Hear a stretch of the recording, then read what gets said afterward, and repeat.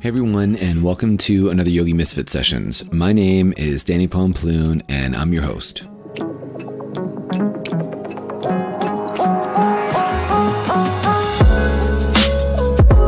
Today I'm coming at you with book club number 3, The Alchemist by Paulo Coelho. If you are not into self-help books, this book is probably not going to be your gem. If you are not into metaphorical books, this book is probably not going to be your jam. Why? Because this book is both of those things. The entire book was written as a metaphor. So it was originally written in Portuguese, and since then it's been now translated in over 65 languages. God knows how many times it's been on a cover or on a different stand or #1 seller list, because it really is that great of a book. It's been featured by Oprah and Will Smith and a bunch of other celebrities. It's a really cool book. It's not my first time reading it. It's actually my probably 5th or 6th time going through it. And every single time I go through the book, I always get something out of it. So if you've ever gotten this book as a gift or you would like to gift it to somebody, it's pretty special because I think the book's message is really awesome. We unfortunately didn't get to do the live call for book club number 3. That's actually going to be happening this Saturday, March 23rd. You can join in on the Facebook group, which is in the show notes below, and it's got details on how to call in, and it's a pretty cool call. We all just kind of sit down and I lead a little discussion about the book. We talk about what we loved, what we didn't love, and it's just a great way to connect with community, and yeah, sometimes we feature it on the show. So yeah, that's this Saturday on the 23rd. And then a quick heads up, just before I start to jump into this, the new book for book club is out. So book club number 4 is going to be The Life-Changing Magic of Tidying Up by Marie Kondo. So both of these books everyone was talking about, and the second book, or actually the Marie Kondo book, I wasn't really sure if I wanted to read it or go through it, but I had like 5 people tell me in one day that it was awesome, so we're just gonna rock with it. And if you want to pick up that book as well, you can click the show notes below. There's a link right to it on Amazon. You can pick it up. I think it's like $10. And Tribe, I wanted to take a second out to tell you about my absolute favorite yoga mat. It's called Lifeform. It really is the best yoga mat out on the market. It's actually the only thing that I choose to practice on and the only thing I recommend to other people. Now, the cool thing about their mats is they're 100% eco-friendly and they're ethically sourced. The other thing about it is it's one of the grippiest mats I've ever practiced on, but they have this really cool intelligent marker system that they call the Align For Me system. So it helps you get your body situated, whether you're going into a down dog or into Warrior 1 or Warrior 2. It is super freaking rad. Again, this is the only mat I choose to practice on. Check out their website, and if you do want to buy something, you can use the code DannyP2019 to get 10% off. Again, that's DannyP2019, and you get 10% off. Enjoy this mat just as much as I do. Without further ado, let's jump into a summary on The Alchemist by Paulo Coelho, and then I'll give you guys some little things that I thought about the book. So here goes.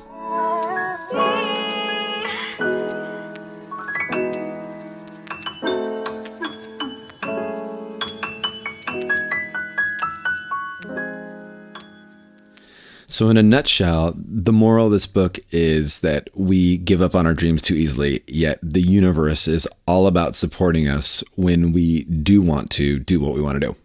So Santiago is from Spain. He's a young adolescent shepherd, and he keeps getting disturbed by this dream. There's a child in the dream, and the child is telling him to go seek a treasure in the pyramids of Egypt. So he ends up going to see a gypsy woman and tells him about the dream. Rather, he goes to see the gypsy woman to help interpret the dream, who also says that he should go to Egypt. So then he goes to see this king, who also tells him that this is his personal legend, right? And we can think of your personal legend as like the thing you're supposed to do in life or your dream. So he sets off to Tangier, and he ends up getting robbed by a thief. So he ends up working with a local crystal merchant, and he becomes a waiter, and he eventually starts to learn a bunch of lessons from the guy that he's working for. And while he's working with him, Santiago actually convinces him to take some risk. And the risk ends up paying off, and Santiago gets really, really, really rich. And he decides to cash in all his money and continue to continue on his personal legend. So he joins a caravan that's headed out to the Sahara Desert and eventually headed to Egypt. And he meets this Englishman who's also studying to become an alchemist as well. He learns a lot from the Englishman during the journey. For one, he learns that the secret of alchemy is written on a stone called the Emerald Tablet. The ultimate creation of the alchemy is a masterwork which consists of a solid called the Philosopher's Stone and can turn lead into gold, and a liquid called the Elixir of Life that can cure all illnesses.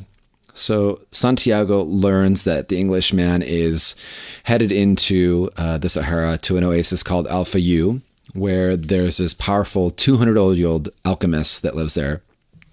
So he wants to go there and get to meet the guy. The Englishman is planning to ask the alchemist the secret of his trait. So it turns out that they have to end up spending a long time in Al Fayoum on the way out because of tribal wars. And so they get there, and Santiago ends up falling in love with a girl named Fatima.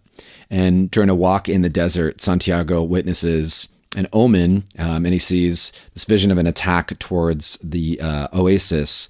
And it's not a place where it normally happens. So he ends up warding the tribal chieftain of the attack. And so they eventually successfully defend themselves. So the alchemist gets the word of Santiago and his vision. And so he invites him out to a trip in the desert. On his trip in the desert, he ends up teaching him the importance of listening to his heart and pursuing his own personal legend or following his dream. He convinces Santiago to leave Fatima and to finish his journey to the pyramids to find the treasure. So on the way out there, the alchemist ends up sharing a bunch of wisdom with Santiago, specifically of the soul of the world. They're just a few days away from the pyramids when they end up getting captured by an Arab tribe. So the alchemist ends up giving the tribe all of Santiago's money in an exchange for their life. And he also makes the promise that Santiago is a powerful alchemist who can turn himself into wind, and he'll do it in 3 days. So Santiago is super scared, and he's pretty alarmed because he has no idea how to turn himself into the wind. So he ends up contemplating in the desert. And on the third day, he ends up talking to the wind and the sun, and he ends up convincing them to helping him create this big dust storm. And as he does this big dust storm, he goes from one place to another. And as he reappears on the other side of the camp, the tribesmen are awed by his power of the storm and that he turned himself into wind, and they let him go. So the alchemist continues to travel with Santiago towards the pyramids. And on his way there, he ends up stopping and shows him the Philosopher's Stone. And he shows him how he turns lead into gold. So he ends up giving Santiago gold and then sends him off. So Santiago gets to the foot of the pyramids and ends up digging for his treasure. And as he's digging, he ends up getting pretty much mugged by these two guys, and they're beating him up. And he's telling him these guys a story, and the guys decide that he's pretty much not worth it. So they don't end up killing him. And as Santiago is laying there, one of the guys says, you shouldn't follow your dreams. I had a buried treasure that I saw in Spain underneath this tree.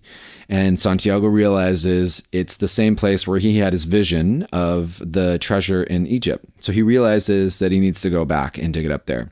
So he ends up going back, and he digs his treasure underneath this tree and finds the tree. Some of the biggest takeaways for me in this book were following the dream, which again is super important. And I know some of us can get caught up in you do whatever it takes to just follow your dream and you leave others behind. But I think it's like following your dream with also a sense of responsibility as well. And something that Coelho has been quoted saying is like not following your dream, as I just said a little bit, is also just as worst as following your dream, So I love that. The other thing that he talks about in the book was love and how important it is, but also how love should be supportive, right? How love shouldn't pull you away from finding your life's purpose or from following, your dream or, just doing your thing. Like, it's not about comparing one or the other, but supporting that thing is going to uplift you. And the other thing that really struck me, like the biggest thing for me out of this book, was not only following your dream, but treasuring the present. At one point, Santiago is asking the alchemist, why so many alchemists before him have failed turning, metal into gold. And, the alchemist responds was because most were looking just for the gold rather than for being in the moment and going through the process and enjoying everything that it takes to get there. All in all, this is one of my all-time favorite reads.